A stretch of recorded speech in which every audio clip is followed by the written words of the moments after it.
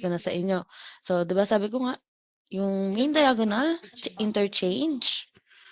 While this one, okay, ang nangyari ay pwede siyang sign lang ang nag-change. Pero, di ba may sinusunod tayong pattern, di positive, negative, positive, negative. So, i-apply mo siya dito. Okay? O, take note of that.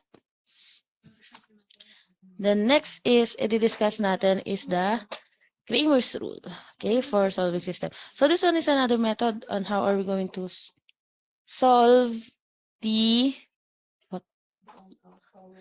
Ano din eh? Wait lang guys, wait lang.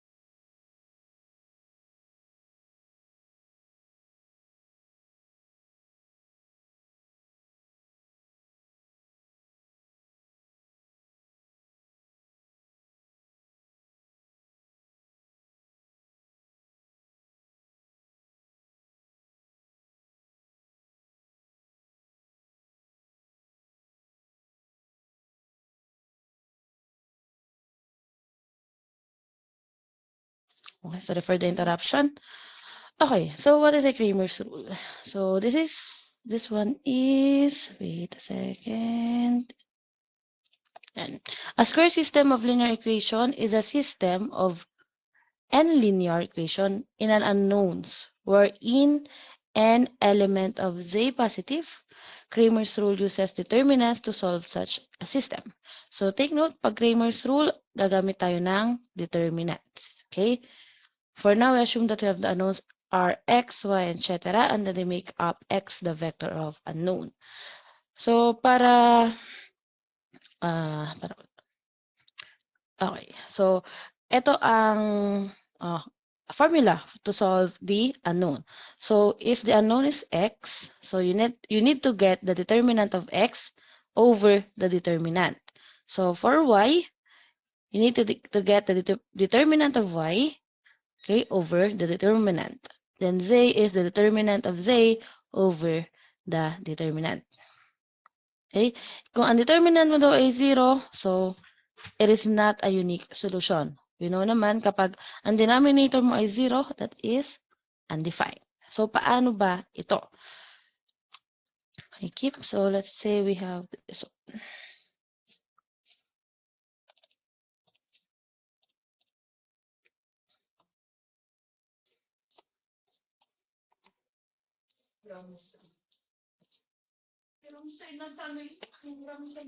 So, for example, we have the or set of equation na a sub 1x plus b sub 1y plus c sub 1z is equal to d sub 1.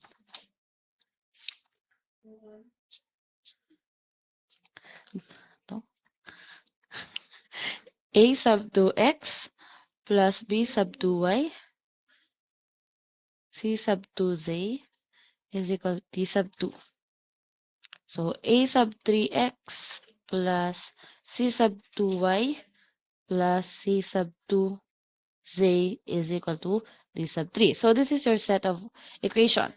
So, di ba, sa pagsosolve, pag ganito, sa Cramer's rule, gamitin din natin ang ating augmented matrix. So, augmented matrix nito, okay? Okay, sino makapagbigay sa akin ng augmented matrix nitong given natin na equation?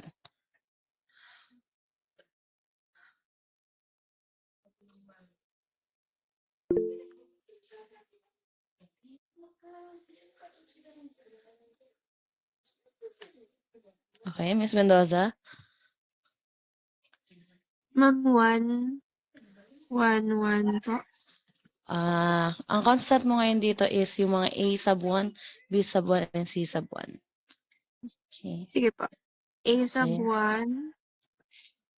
1, B sub 1, C sub 1, A sub 2, B sub 2, C sub 2, and A sub 3, C sub 3. Ay, ma'am, sadya pong dalawa po yung C dun sa ano. So, B sub. B sub. Yeah. Okay, sige, thank you. So, sa augmented matrix, so alam naman natin sa una, so this is your X, Y, and Z. Okay, so equal daw siya dun sa mga constant. Okay, so D sub 1, D sub 2, and D sub 3. Okay, yan. So, di ba sabi natin, si X, makuha mo si X kapag nakuha mo ang determinant ni X over the determinant. So, yung determinant sa inyong denominator is the determinant of the original augmented matrix. Okay? Again, yung D is the determinant of the original augmented matrix. Okay? So, si dx ay alin? Okay? Determinant of x. So, ang mangyayari dito, so for you, in order for you to determine or to solve the determinant of x, you will change, okay, the first column with the constants. Okay? Yun ay kapag kay x. While for y, you need to solve the determinant of y over the determinant. Okay? So, for determinant of y, ang papalitan naman natin is the column ng y. Okay? Alin ang ipapalit? Still the constant. So, yung pinalitan natin sa x, okay, ang gagamitin natin kapag d ay yung original value pa. And for z, this is the determinant of z over the determinant. Nagigets or medyo hindi pa natin ma-picture out? Hindi pa masyado ma-picture out yung solution natin? Or kung yung way, hindi pa. Sige. Let's have example.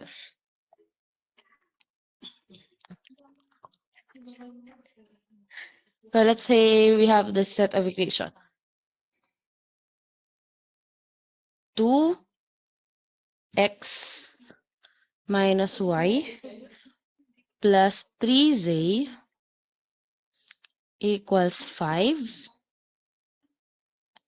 X plus 4y minus 2z is equals 1.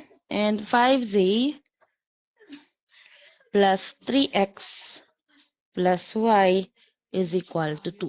So, if you're going to put it in a augmented matrix, what will be the elements inside this bracket?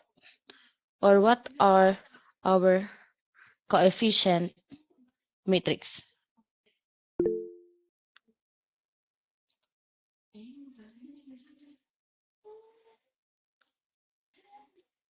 Yanis.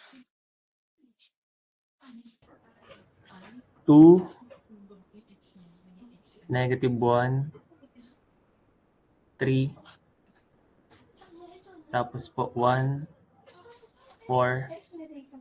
Ano po yan 2? Ah, -2 po yan. Parang Z.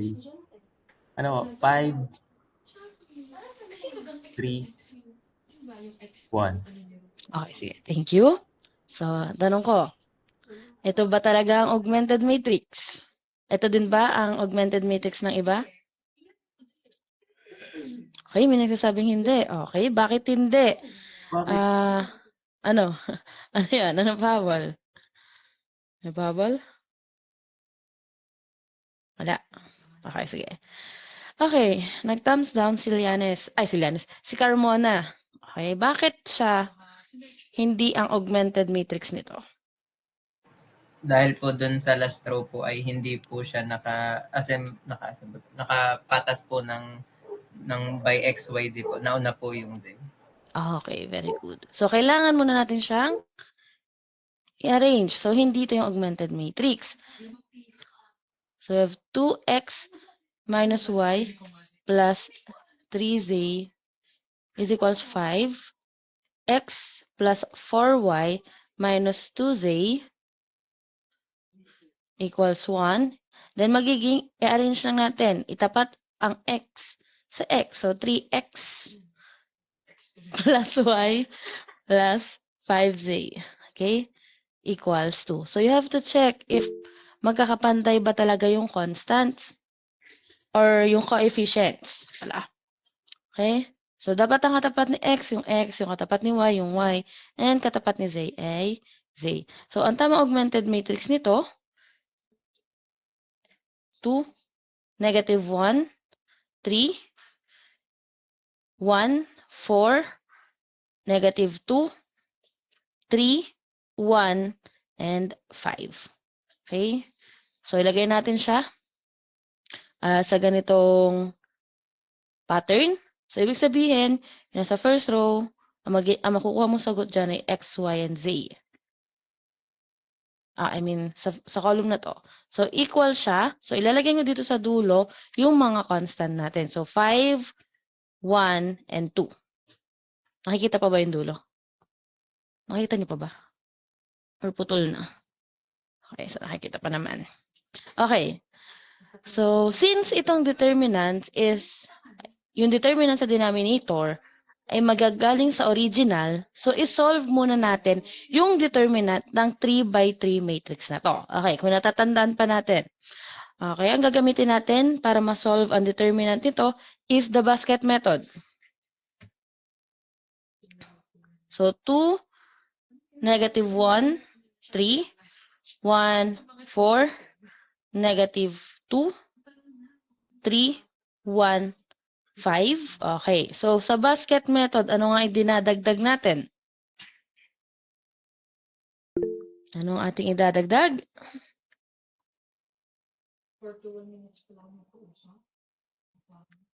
Atienza. 3, -2, and 5 po. Sure?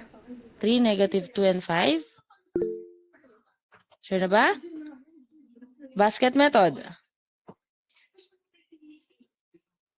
Okay, sige. Let's try.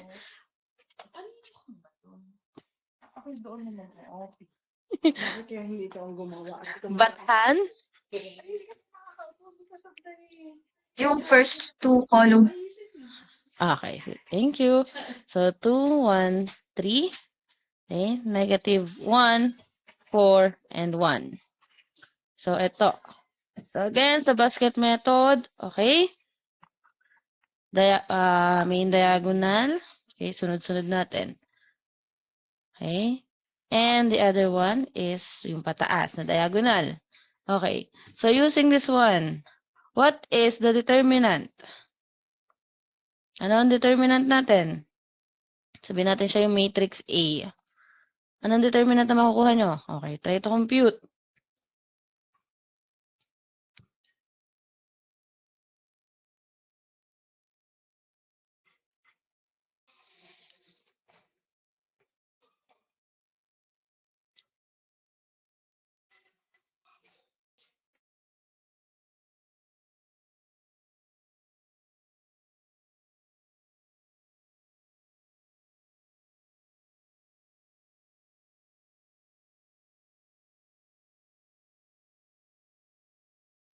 Okay? Meron na ba? Sino ako ng determinant ito? Yung mga nag-calcu, yung marunong na mag-calcu, makukuha na to agad. Ching. Okay, sa mga nakakasyo. So, para kuhanin ang determinant using calculator, so hanapin nyo kung anong matrix, kung anong size, input, okay, yung ating original na 3 by 3. Okay? After nun, i-clear or pindutin nyo yung AC, then shift 4. Okay? After nun, okay, hanapin nyo yung det. Ibig sabihin nun, yung DET ay determinant. Number 7 yung sa kasyo.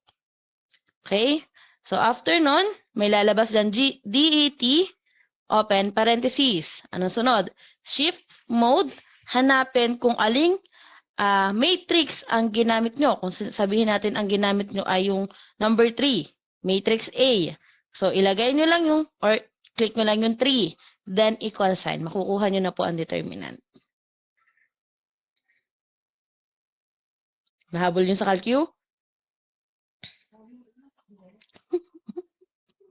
Nabasa ko, tuwako ka.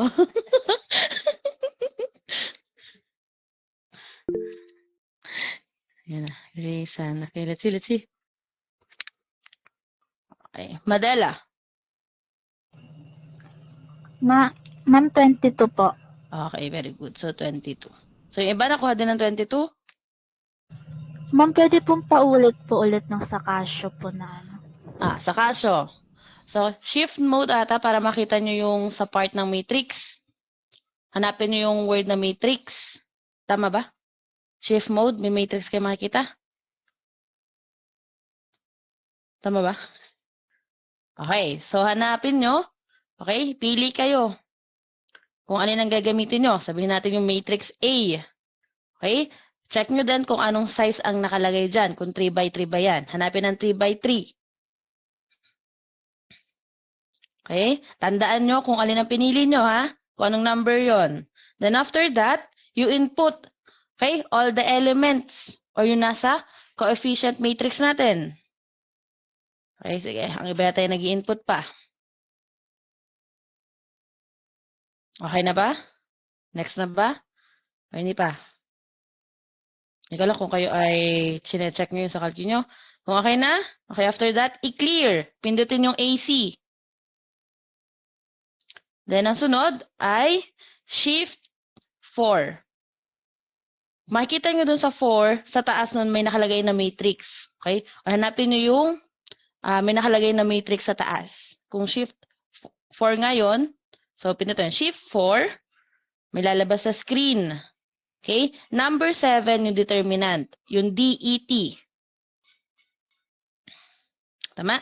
Okay, pagkapindot ng determinant, ang lalabas na sa screen ay DET, open parentheses. Okay, paano lalabas ngayon yung nilagay nyo? So, shift mode ulit, hanapin nyo kung aling matrix ang inyo. Kaya kailangan nyo tandaan kung anong number yung ginamit nyo. Okay? Nakuha na. Nakuha naman nakakalcu. Sa Canon, malaganon din naman yung sa Canon. Kailangan nyo lang tandaan yung number.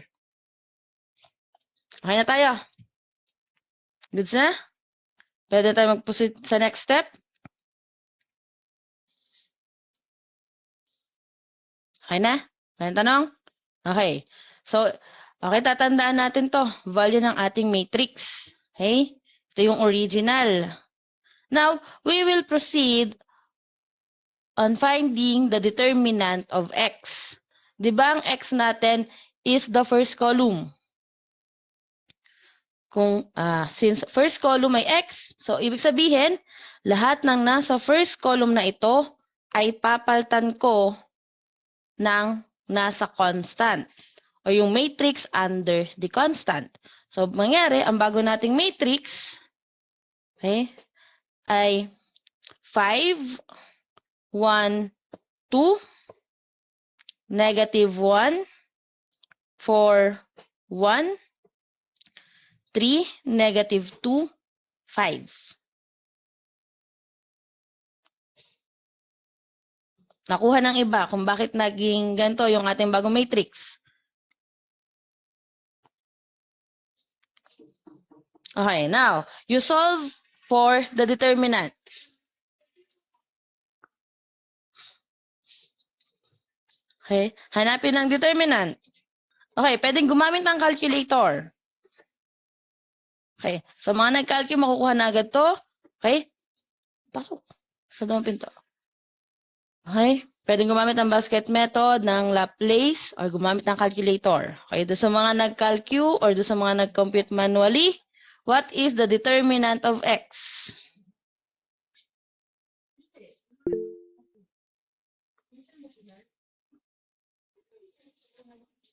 Koro? 98 po. 98. Okay. So, 98 din ba nakuha ng iba? Okay, sige. Okay. Now, we solve for the value of x. Okay? Sabi, para daw makuha yung value ng x, yung determinant ni x, i-divide mo sa original determinant. So, ibig sabihin, 98 over 22. Okay, you solve. What is now the value of x?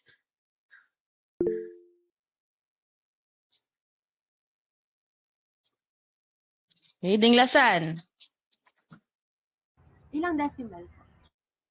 2. 4.45 po. Ano sa fraction? Okay, convert mo siya ngayon sa fraction. 49 over 11 po. Again? 49 over 11 po. Okay, 49 over 11. Okay, thank you. Next. We already have the value of x. Now we proceed for the value of y. So for determinant of y, okay? Ang tanong ko, kung nakinig kayo sa sinabi ko kanina, aling column ang papalitan ko ng value ng matrix ng constant? Aling column ang kailangan kong palitan?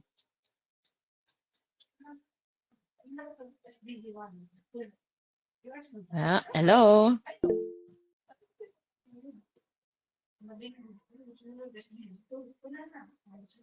Falyar na. Column 1 po. Column 1 pa din? Ay, Nasa y na tayo? po. Yung column 2 po. Okay, column 2.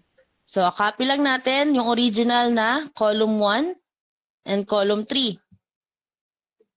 2, 5. So, ibahin natin ang color para makita nyo kung alin ang pinalitan ko. So, sabihin natin ito ay 5, 1, 2. 5, 1, 2. Okay. So, now, this is your new matrix. Okay? Now, you solve for the determinant of dy. Or dy, determinant of y.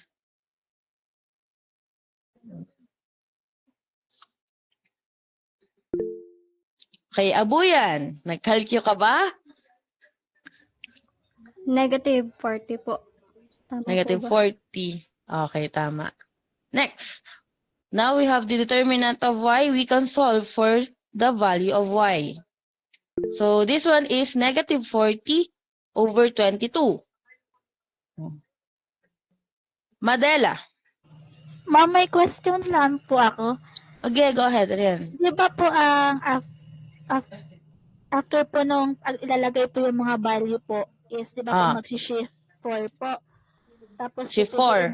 pipiliin po yung debt. Kung ang pinili ko po kanina ay yung 1 po, ang ilalagay ko po doon ay 1.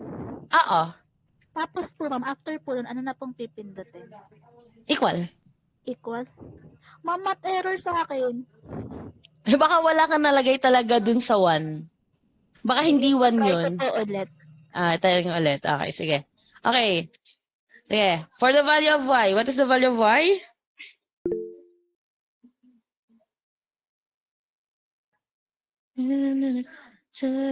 De Leon. Negative 20 over 11 po or negative 1.82. 1.82. Okay, thank you. Next. For the determinant of z. Okay? Sa determinant of z, ang papalitan natin is the column 3. So, copy yung original. Yung hindi papalitan. Okay? Palitan natin ulit ng color. Para kita nyo kung alin ang pinapalitan ko. So, yung 5, 1, 2. Okay? So, now, what is the determinant of y? Ay, z na pala. Joke lang. Hindi y. Determinant of z.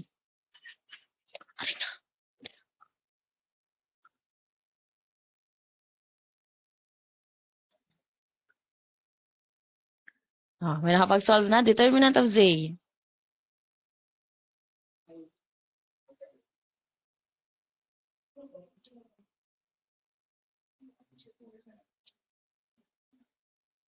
Nagko-compute ba?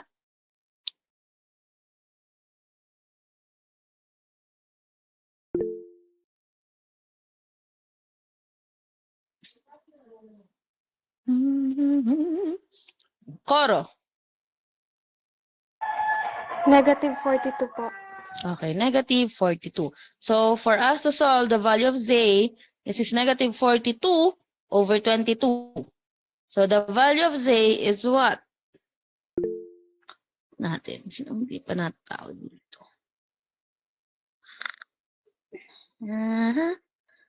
Dasalia. Negative 21 over 11 po or negative 1.91 po. 91. Huh? Negative? Sorry. Negative 1 po, 0.91. 1.91. So, this one is negative then. Sorry. Negative. Okay?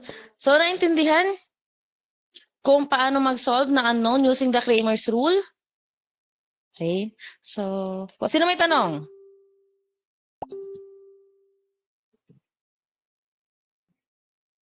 Yes, Maralit. Ma'am, pwede po paulit dun po sa calcu. Nagkagulo na po kami. Wait lang. May kasyo kayo dyan, Calcu? Kasyo. Tara, wait lang. Sundan ka din. Taskap ka ng Calcu. Kaya naman ko saglit. Okay. So, shift mode. Shift mode.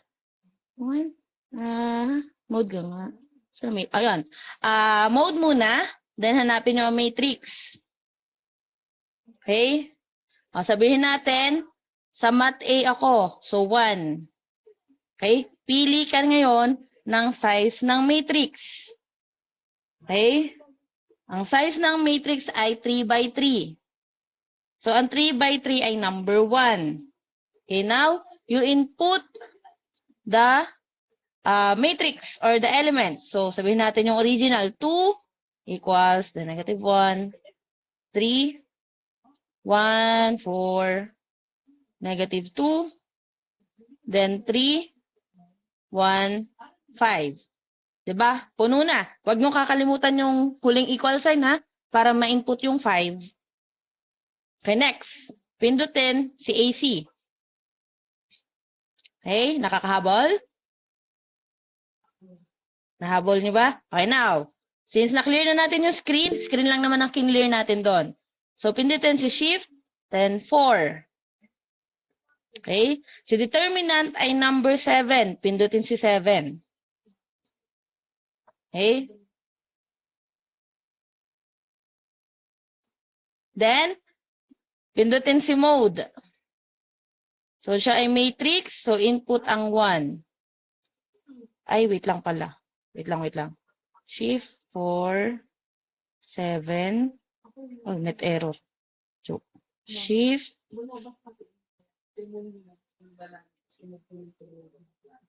Shift mode.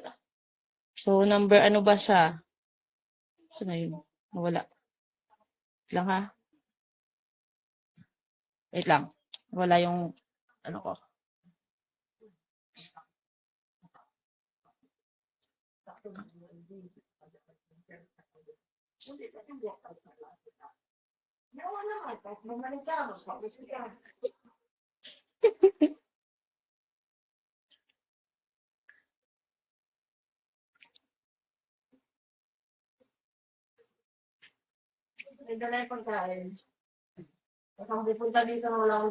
Okay. So, shift. Or, wait, saan tayo tumigil? Wait lang ha. Di ba, na 7 na tayo. Then, after nun, shift 4 ulit. Okay, so mat A yung pinili ko, so 3. Okay? Nasundan? So, iba pala yung ano ko. Wala, nasun yung taklob. Wala, bakit ba? Wait lang. Finish lang namin sa calculator. Uy, nasa iba yung taklob? Liyon ako nakakahanap ng taklob din sa table ko. Okay, sino hindi mapindot ang shift 4? Bakit hindi mapindot? Baka nakilin nyo ng buo. Okay, ulitin nyo. Try nyo ulit. Start kayo sa pag-i-input ng data. Okay? So, sabihin natin nasa mat A siya. Okay? Then, shift 7. After shift 7, shift 4. Dapat hindi yan may erase. Sure kayo na erase?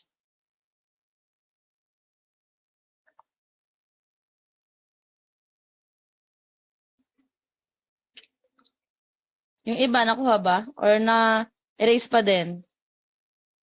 Kailangan yung pindutin yung equal sign sa huli, ha? Kasi pag hindi nyo yung pinindot yung equal sign at inase nyo, walang mai-input talaga. Okay? Walang magiging laman yung matrix A nyo.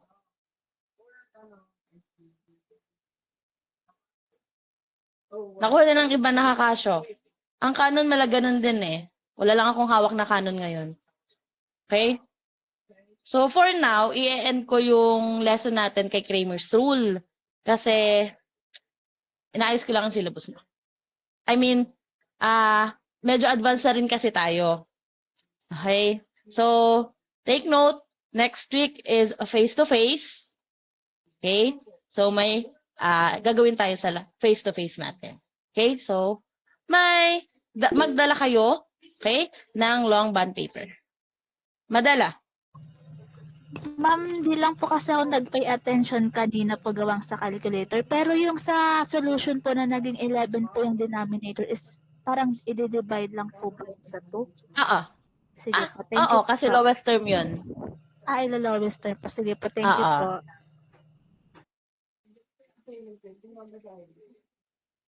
Meron pa? Meron pa tanong? Okay, kung wala na, that's all for today, everyone. Thank you for attending. Thank you po, ma'am. Thank you po. Thank you po, ma'am. Goodbye po.